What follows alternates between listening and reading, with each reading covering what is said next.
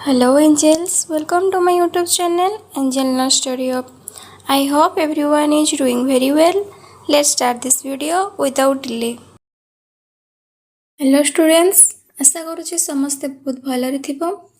तो पिला माने आमे आज तमरो human brain and its parts ता विषय आमे आज आलोचना करिबा। तो पिला माने जो माने मो चैनल रे नुवा करी देखुछो से माने मो चैनल को सब्सक्राइब लाइक एवं तुम सांगसाथी मान को शेयर कर दियो जहा फल रे आगो को आसुथिबा सब वीडियो गुडी को तुम मानक पाखरे बहुत इजीली पहुंची परिबो। तो चलो वीडियो को स्टार्ट करिबा। तो हमें एही वीडियो रे कोन कोन पढिबा देखि दियो।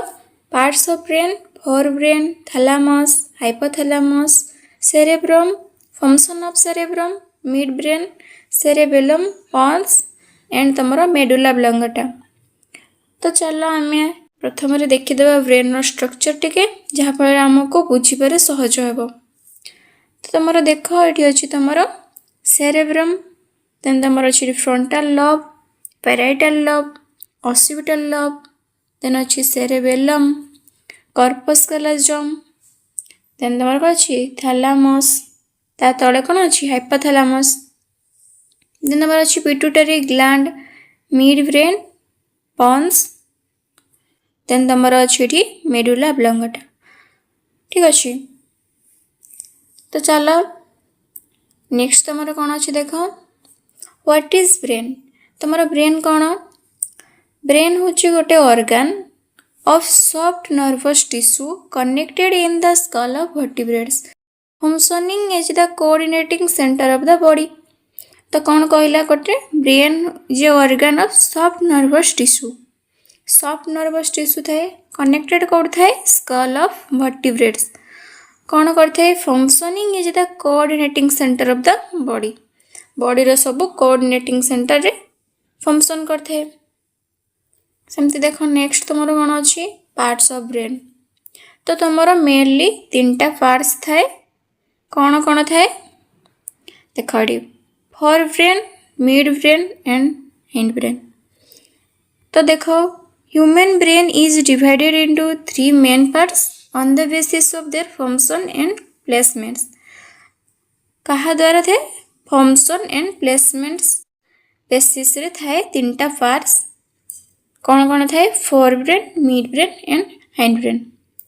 तो ये देखो पिक्चर रे भी दे दीची फोरब्रेन कोड थाए, मिड ब्रेन कोड थाए और हिंड ब्रेन कोड थाए। सेमते देखो आमे जानि पाबे फोरब्रेन कोन कोड थाए। तो फोरब्रेन को प्रो पोजीशन कोन? It is the anterior part of the brain. Brain रो एंटीरियर पार्ट रे थाए।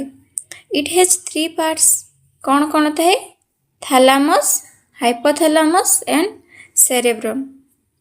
तमे जानिबा कोन थैलामस कोन? थैलामस रो पोजीशन कोन? It is located above the brain stream and between the cerebral cortex and midbrain.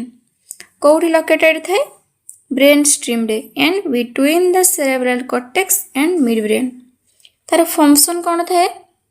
Function देखो it carries sensory information. Sensory information को कैरी करते from body to cerebrum and the limbic system. Body to cerebrum and limbic system को से sensory information को carry करते हैं। तपर next देखो कौन अच्छी हाइपोथैलामस। हाइपोथैलामस रो पोजीशन कौन? It lies under the thalamus. Code थाए ना थैलामस रो ठीक तळ को थाए। तार फंक्शन कौन? It connects the nervous system with the endocrine system by pituitary gland. कौन कहि ना से कनेक्ट थाए नर्वस सिस्टम और एंडोक्राइन सिस्टम सहित कहा द्वारा ना पिट्यूटरी ग्लैंड द्वारा कनेक्ट थाए। तो कौन कही देखो तापरे सेरेब्रम। सेरेब्रम कौन? तार स्ट्रक्चर केमती देखो it is divided into 2 halves called cerebral hemisphere. देखो तमरो एठी गोटे हाल्फ्स एपटे गोटे हाल्फ्स। तो एटा पूराटा दीटा भाग रे होइछि। हला याको कौन कहा जाय ना सेरेब्रल हेमिस्फीयर कहा जाय। They communicate via corpus callosum. ए भितरे अछि कॉर्पस कैलोजम जोटा सेरा कम्युनिकेट करि पारे दुईटा हाल्फ्स को सहाय्य करथाय। Cerebral cortex is the outer region of the cerebrum. Cerebral कॉर्टेक्सटा आउटर रीजन थाए कहार सेरेब्रम रो आउटर रीजन थाए। तो जानी पारिलो। तो नेक्स्ट देखो कौन अच्छी फंक्शंस ऑफ सेरेब्रम। सेरेब्रम रो फंक्शंस कौन कौन? इट हेल्प्स इन मूवमेंट रे हमको हेल्प करता है। इट कंट्रोल स्पीच कथा कहबारे आमर कथा कहबार जो पावर ताको कंट्रोल करता है। It is responsible for sensory process जो आमर सेंसरी प्रोसेस होता है ताको मध्य से रेस्पॉन्सिबल करता है। नेक्स्ट देख मिड ब्रेन कौन थाए तार पोजिशन कौटी थाए देख it is located below the cerebral cortex and above the hindbrain. कौटी लोकेटेड होता है cerebral cortex and above the hindbrain थाए। सेरेब्रल कॉर्टेक्स रो ठीक तल को आउ हिंड ब्रेन रो ऊपर को सी लोकेटेड होता है। तार काम कौन देख functions it control reflex movement of the body and hearing reflex movements कौन मैं देख तुमको धर गोटे मशा कामुड़ी तुम केमती जानूच जो सेंसेसनटा जाऊँगी तुम ब्रेन पाक ब्रेन ताको एनालिसिस करके तुमको कौन कर मार कि अड़ेदेव से तुमको जनाऊँगी जहाँफल तुम हाथ ताको जाके मारुची तो सेटाक सी कंट्रोल करथे है। तापर देख कौन अच्छी सेरेबेलम।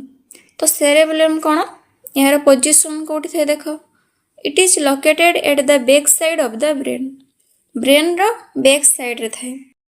तार फंक्शन कौन it controls the balance of the body and coordinate the voluntary movement of the body.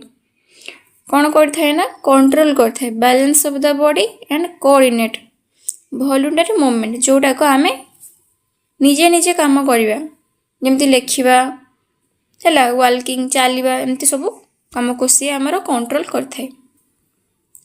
Next देख तुम कौन अच्छी पन्स कौन ना पोजिशन कौटी थे देख it is located above medulla. तो देख ये पन्स कौटी अच्छी देख ये पन्स अच्छी ता तल को मेडुला ओब्लोंगाटा अच्छी मेडुला ओब्लोंगाटार ठीक ऊपर को पन्स थे है। तापर देख तार फंक्शंस कौन कौन it controls the sleep as well as rate of pattern of breathing माने स्लीप आ सहित कौन करता है rate and pattern of the breathing केमती आम ब्रीदिंग करवा और तार रेट को सी कंट्रोल करता है। तापर नेक्स्ट देख कौन अच्छे तुम मेडुला ओब्लोंगाटा तार पोजिशन कौन it is the posterior part of the brain पछपटे थाए। फंक्शन कौन करता है ना इट कंट्रोल्स ऑटोमेटिक एक्शंस जोड़ा आम बॉडी रे आपे आपे होची जोड़ा आमे करूनी है जमती कि ब्रीदिंग हार्ट रेट स्वेलिंग तापर ब्लड सर्कुलेशन एगुड़ा सब आम बॉडी रे आपे आपे होता है। आम से चाहिए आम बंद करिपरिबा नहीं ठीक अच्छे। तो पिला माने जदि तुमको आज क्लास टी बहुत भल लगी थाए तेबे तमे लाइक शेयर और सब्सक्राइब कर दियो तुम सांगसाथी मानक पठे दियो और आम टेलीग्राम चैनल में जॉइन हो जाओ जहाँफल तुमको सेठी अपलोड होता सब वीडियो आ पीडीएफ तुमको मिल जाए। Thank you.